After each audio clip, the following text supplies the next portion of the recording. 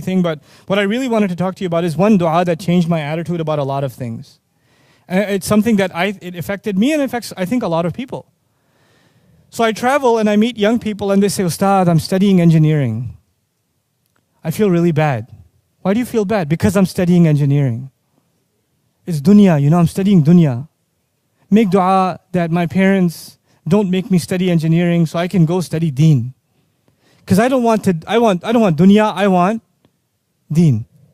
Somebody else can Ustad, I have a job. I feel so bad. Why do you feel bad? Because I'm an accountant. Well, okay, then you should feel bad. No, but anyway, but they'll say, because all I do is, I file the taxes for this company or do the books and this and that, and I spend 9 hours a day doing that, but I only spend 1 hour of day reading Quran, or I only spend a little bit of time in the masjid, but I spend most of my day working. I feel terrible. I'm like, what do you think farmers do? They do a lot more hours than you do. What do you think other people of other what does Allah want from us? To leave our occupations and recite Quran all day? Some people have that attitude. If I was only studying deen all day, then I would be a good person. And if I'm doing other things, then I'm not a good person.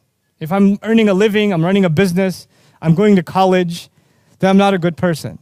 SubhanAllah, this is so off. It's so far from the view Allah the picture Allah paints in the Quran. I can't even begin to describe. Why would this book want to keep you inside a library or inside a university or inside a masjid all day and all night when this book is saying, go look at the sky. قُلْ سِيرُوا فِي الْأَرْضِ. Go travel in the land. If you want to know the tafsir of go travel in the land, it's not going to be from Ibn Kathir or Qurtubi or Ibn Ashur rahimahumullah. Where are you going to get the tafsir of go travel in the land? By going and traveling in the land. Where are you going to get the tafsir of, أَفَلَمْ يَنْظُرُوا إِلَى الطَّيْرِ فَوْقَهُمْ صَافَاتٍ وَيَقْبِضْنَا. Didn't they look at the bird above them, spreading its wings and collapsing them? It's not going to be a grammatical analysis that tells you what that ayah means. What is it going to be? You going out and watching birds spread their wings and saying, whoa. Allah wants you to experience life. Here's what He tells you in this book. You come back to this book, it pushes you out in the world. Then the world outside pushes you back into the book. Then it pushes you back in the world. You keep going between the ayat of creation and the ayat of revelation. That's the process of the Quran. So one of these ayat that is so epic is the dua of Suleman alayhi salam.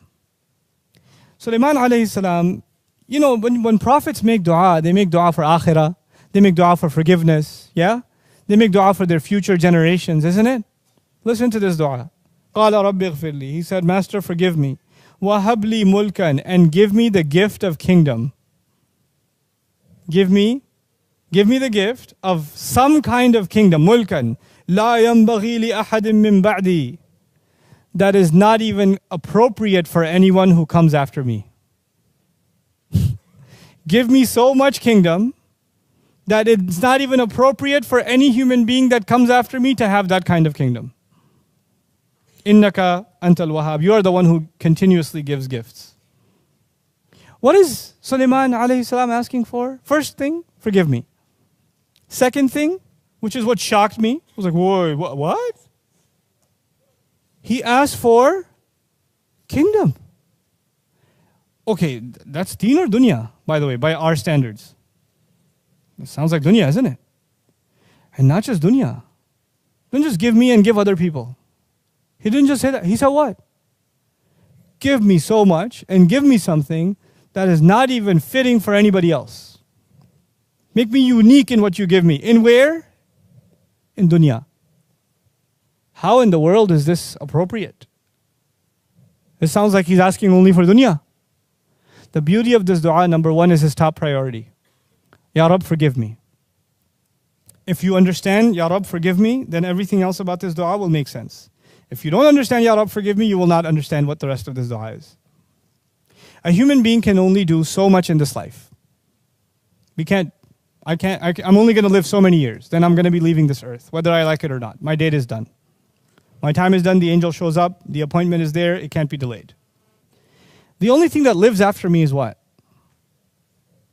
As far as my akhirah is concerned, and my forgiveness is concerned, I can make astaghfirullah, astaghfirullah, astaghfirullah. I can make tawbah to Allah, I can cry before Allah, only so many years. Only so many times. But what can help me earn Allah's forgiveness even after I die? It's called sadaqah jariyah, isn't it?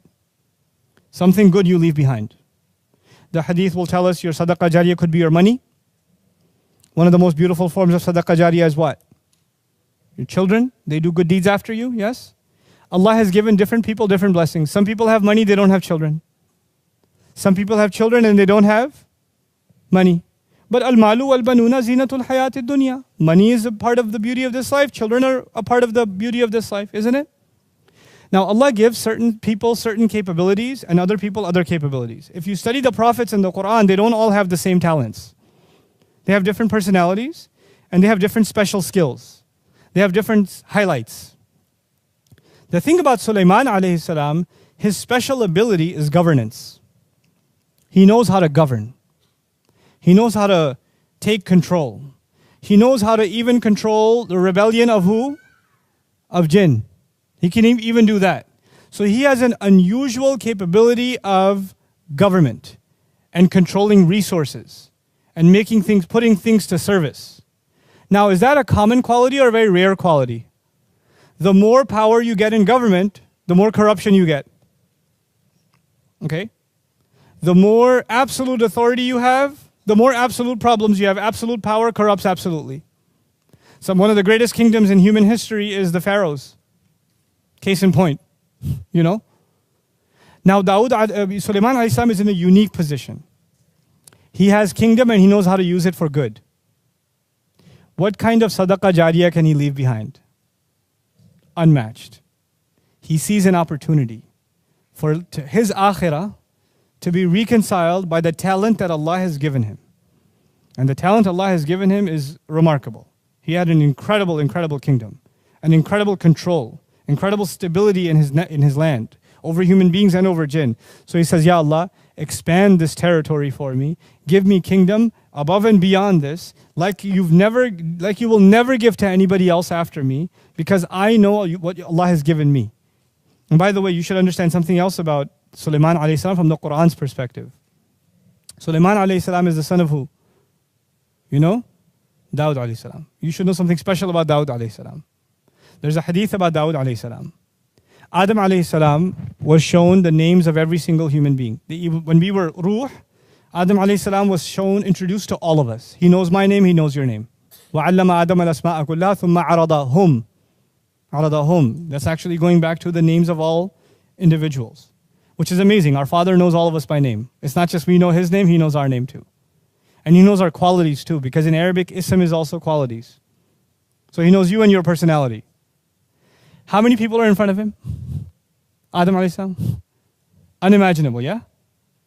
And He picks out one of them. He says, who's that? That's your son Dawood. Give him 40 of my years. Make his life longer. Who did He pick out of all of them? You know what's amazing in the Quran? The word Khalifa only comes twice. It only comes for Adam and it comes for Dawood. That's it. It doesn't come for anybody else. Quran is answering the question that arises from that hadith. The hadith says that Adam alayhi salam did not pick Ibrahim alayhi salam, didn't pick Nuh alayhi salam, didn't pick Rasulullah sallallahu alayhi wasallam, didn't pick anybody else. He picked who? Dawood. Why? Because he sees something in him that he has in common. What is that? Allah has made Adam alayhi salam Khalifa on the earth. And Allah made Dawood alayhi salam Khalifa on the earth. Ya Dawood inna ja'alnaka khalifatan fil ardi. Dawood alayhi salam is special. Now, Dawood alayhi salam himself is Khalifa, but who's his son? So Suleman alayhi salam is not just a prophet, he's also the son of a prophet, but a son of a special prophet. A prophet who was a Khalifa, a great ruler, a governor at the same time. And so his upbringing gives him knowledge of revelation, but also knowledge of how to live by that revelation, not only at the level of an individual and a family and a community, but at the level of entire governance. He's been brought up in that system. Even before, even as a child, he's been brought up in that system, right? And eventually Allah grants him prophethood. So he realizes the value of leaving a legacy behind. He's learned that from his father. And so he understands that he's going to die, but his legacy should live on. The legacy of good that he creates should live on. And Ya Allah, give me something that doesn't even, because he knows his children are not going to get it the same way he got it from his dad. لا ينبغي لأحد من بعدي. Now what does that mean for you and me? You know, some people, they can't handle fame. Some people can't handle money. Some people can't handle a compliment. I've met people who say when I'm making salah and somebody passes by, it messes me up. Now they think I'm a righteous person. Other people, they could be anywhere and they're praying and they don't care, the universe doesn't exist for them, right? So some people have a stronger, thicker skin. Some people have weaker skin. Different people have different weaknesses. Some people have a hard time waking up early in the morning. Doesn't that happen? Other people have a hard time with other things. Like, for example, one of the gifts of Allah to me, may Allah keep it this way, one of the gifts of Allah to me is fame doesn't bother me and it doesn't make me happy. I'm not bothered by it and I'm not happy because of it. It's just something Allah gave me. I just have to use it to do something good, and that's it. It's nothing else. If I was teaching this class and there was one table of students, or there's like, I can't count how many tables of students, it won't matter. I'm still going to teach what I'm going to teach. It doesn't matter. If the camera's on or not on, doesn't matter. That's the way I'm programmed. Alhamdulillah. Other things bother me. I won't tell you those. Other things, I have lots of weaknesses. You talk to my family about those, you know. But this is not, alhamdulillah, this is not one of my weaknesses.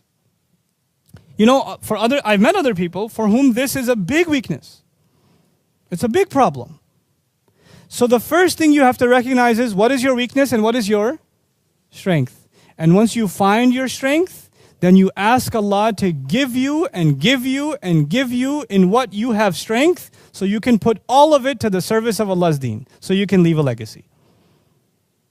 Ya Allah, if this is not going to mess me up, then give me more of it, because I can put it to work for your deen. Like Uthman radiallahu anhu should be asking for more wealth. He should ask. You know why? Because even after being a millionaire, does the wealth mess him up? No.